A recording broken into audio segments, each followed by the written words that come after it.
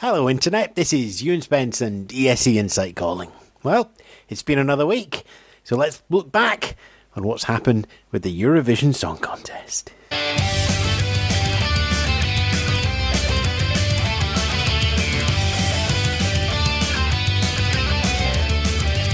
Coming up, we're shining a light all over Europe. Everyone is streaming from home, and France released their 2020 entry. Yes, good afternoon, good morning, good evening, welcome. It's ENC Insight's news podcast. I'm Ewan Spence, and yes, it's been another week in the world of the song contest and in the world of a rapidly changing world. How is the lockdown going for you? I know, it's hard on me too. What novelty there was, it's gone now. It's especially hard as the future of the whole self-isolation and lockdown is pretty unclear at the moment. Unlike, say, a military tour of duty, we don't know when this new normal will come to an end, and neither do we know what's going to be the other side of it as well. The daily walk for physical health is often mentioned. Stay indoors, just go out shopping, go out for your one walk a day. But mental health is being mentioned less, and I do think that that's both important and maybe something that we can help each other with. See, look, you look around for the professionals, there's three things you should be thinking about here. Having buddy groups, chat groups, so you can share the experience even if you're not in the same household. Find a way to distract yourself and be kind to yourself as well. I think the song contest and everything that we have around it, even though we don't have it in Rotterdam 2020, that can still help. After all, we're a community. We're already like that big buddy group. But go out there, make some smaller ones. Get a couple of the friends that you know into a little WhatsApp group. Get the occasional video call going when you're all on screen and you're all just got a cup of coffee in your hand and you've no purpose at all but just to chat to each other. Go out, make those small groups out of the big group that we all love. In terms of distraction, well, we're Eurovision fans. We can find distraction in the history of our song contest, the debates and the delights. We've got those big face groups in where we can all have those big chats. We can all dive into what's your favourite Eurovision song from Morocco and start an intense debate over that one. Those aren't for everybody though, okay? So, if you feel uncomfortable, you don't have to get involved with those. Find another way for the song contest to distract you. Find a way that works for you. Perhaps it might be something a little bit more personal, something more quiet.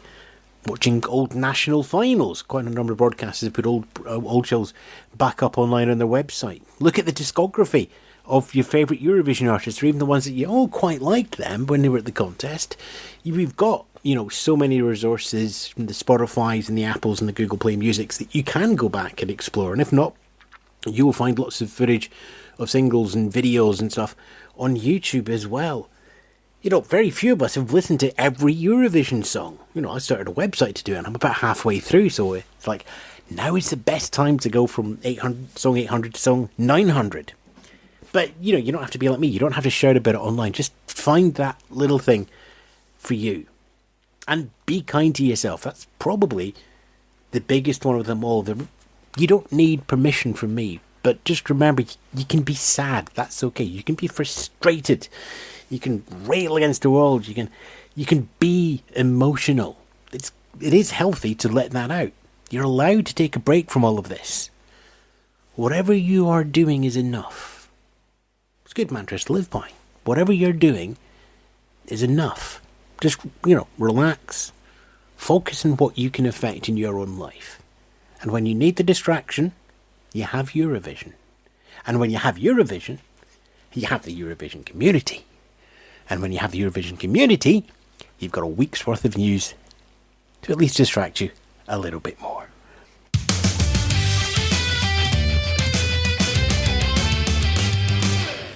As we all know, there is no Eurovision Song Contest this year. The Ahoy Theatre is no longer going to be holding our great, spectacular show, but the Dutch authorities have put it to good use. It's being used as a temporary care location to help keep regular hospitals available for more serious cases. And over the next week or two, I've no doubt that we'll see many of the large exhibition halls and spaces that have been used to host the Eurovision Song Contest over the last few years are going to be used as temporary facilities. After all, they're big, they're spacious, got good transport links. Just before we started recording the show, the United Kingdom's Eurovision 1982 venue in Harrogate is being set up as well. So society is getting everything done. As we said at the top there, all of that out in the world, they're taking care of that. Well, they're doing that. You take care of yourself. And while we don't have a song contest on May the 16th, we now have a show. The Eurovision Showcase is what I called it before, but it now has a name. It's now Europe Shine a Light. It's going to be 2 hours, produced by Avrotross, with the Eurovision 2020 hosting team in place. They're going to bring together the artists from all around Europe who would have been singing this year. They're probably going to be coming from their living rooms for a combined performance of a previous Eurovision song. They'll be celebrating their own entries as they go through, although it's a 2 hour show and we've got 41 songs in the entry list, so we're not going to get the full length of all the songs. And we're going to have other Eurovision artists come in with familiar songs from the history of the song contest. It's not a contest though, so there's no voting, even though it is going to be broadcast live. So you can set your diaries now, Saturday 16th of May. It's an hour later than normal. It's at 9 p.m. Central European Time. In terms of who's going to be carrying that show, as we record this, confirmations of broadcasters from, well, the Netherlands, Bulgaria, Estonia, Finland, France, Germany, Serbia, Spain, Sweden, Switzerland and Ukraine. That's not an exclusive list. There's probably going to be more broadcasters pitch in as they have a look ahead and fill up their schedules. A number of those broadcasters are also going to be organising their own shows, either on the Saturday night or in the week leading up to it. For example, SVT in Sweden are having a public vote on the 41 songs, and then they'll find 26 qualifiers, and then they will do another show on that week to find Sweden's winner, so that's probably the two semi-final slots, and then they'll have Shine a Light going out on Saturday night. And we wait to see what other broadcasters are doing with the plans as well. We know the Netherlands are doing extra shows. Cornel Maas is having one of the chat shows as well on this Saturday night. And if we look at the BBC, for example, they'd already announced Eurovision Come Together for that Saturday night slot. But this was before Shine a Light was confirmed publicly. So, and also, we don't know. You know, the BBC might do an hour of Eurovision Come Together, and then 2 hours of the Shine a Light, and then come back for an hour in their studio as well. It could just be a wrapper around the show. So, like everything, broadcasters are just trying to work out things as they're going through. So we'll have more news on what shows are going to be happening, the wrappers and whatever, over the next few weeks.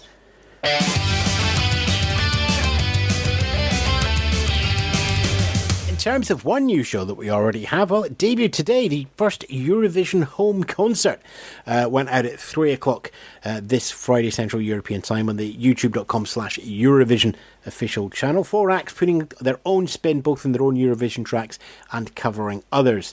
4 performers this week saw Rhino Shocknessy, Ireland 2018, Slavko from Montenegro in 2017, Tamara Todovesco, North Macedonia just passed in 2019, and Rasmussen from Denmark's 2018 entry. You can watch that again on YouTube. There will be another show debuting at the same time next week as well.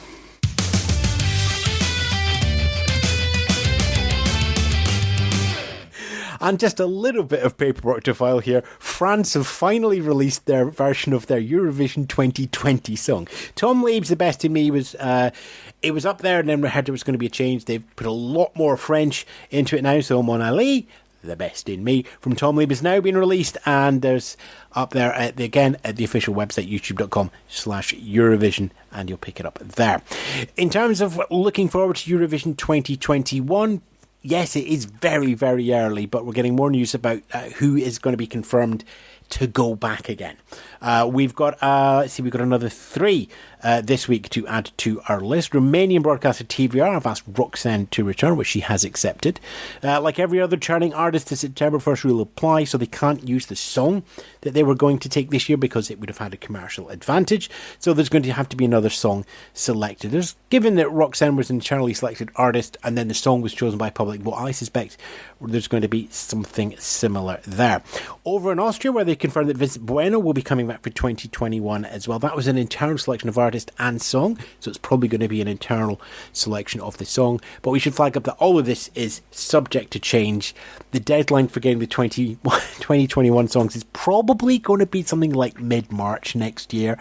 And things can change up to there. But at the moment, we're just going where they stand. Also, Australia's confirmed Montaigne is going to be coming back as well. And of course, their last national final, Dami Yim said, I'm coming back in 2021. But SBS have kept faith with their current winner. And Dami has passed on her good wishes on Twitter. And I suspect now there's a good chance we'll see her in 2022. SBS have said in the press release that viewers will miss Australia Decides in 2021, so it implies that's going to be an internal song selection rather than heading up to the Gold Coast and bringing all the artists in.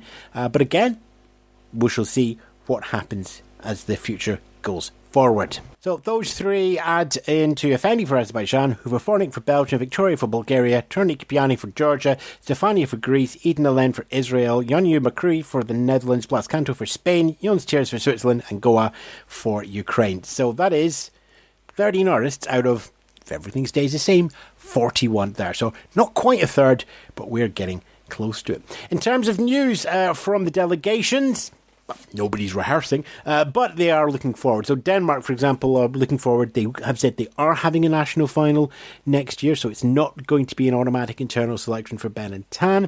Whether they get invited back into the process, whether they're going to buy straight to the final, we don't know, and we're not going to know for some time. DR have said that that's going to be debated after the pandemic and all the implications of that have subsided. The same with Lithuania, but slightly different. They are going to have a national final, but they have invited the Roop back straight as a wild card into the grand final. There's no word yet if the Roop are going to accept that. It's a similar deal to what was offered to Ulrike in Norway last week. She declined that. She decided to do that. I'll just do the interval act as returning champion.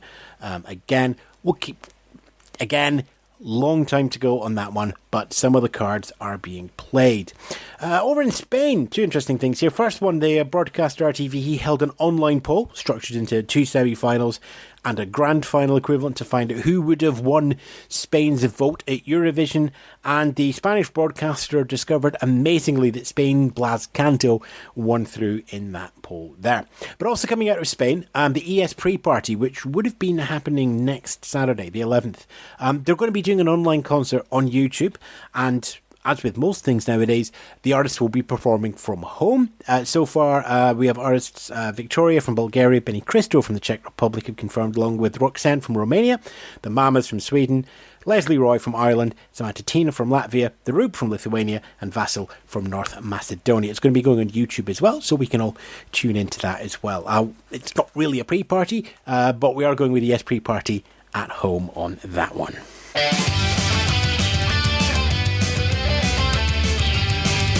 What have we got for the next 7 days then? Well, Jukebox Jury is going to continue on the podcast. We're still in that strange space where we're airing shows that we recorded before the cancellation, but we got a lot of feedback from you that you're enjoying listening to the show, so we're going to keep with the ones that we've recorded.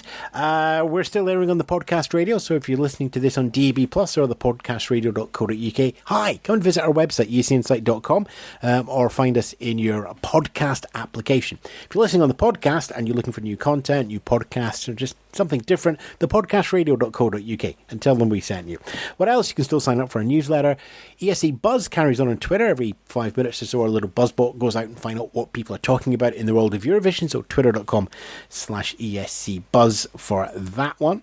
Saturday, 4th of April, we've got the third edition of Eurovision. Again, Rob Holly and the team sorting out a live tweet-along, sync-along, 15 minutes before the show starts. Twitter.com/Eurovision again will announce the year and the YouTube video we're all watching, at which point, when we get to 8 o'clock, everybody presses play and we all pitch in on the hashtag, naturally, Eurovision again. Last week was Athens 2006, and we had voting as well. So we saw Sweden's Carola top with the fans, and actual winners Lordi came second. This week, I have no idea what year Rob and the team are going to pick, and you are going to be able to vote again as well, with technology on that one provided by ESC Insight's Ellie Chalkley. What else? Well, next Friday on the 10th of April is going to be the second Eurovision home concert from the team over at Eurovision.tv. There'll be another Eurovision again on Saturday the 11th of April, and the ES pre-party from home will be running on the 11th as well. Plus, all the debate and discussions that are happening on all the communities, Reddit, ESC Nation, Facebook, all of those groups, everybody's still discussing and talking about Eurovision. You're going to set up your own little groups as well? they're going to be chatting as well. So it just remains for me to say quite simply, whatever you're doing, stay safe, be kind. Ta-ra for now. Let's call in the guitars. This week's ESC Insight News podcast was written and hosted by Ewan Spence. More details at escinsight.com.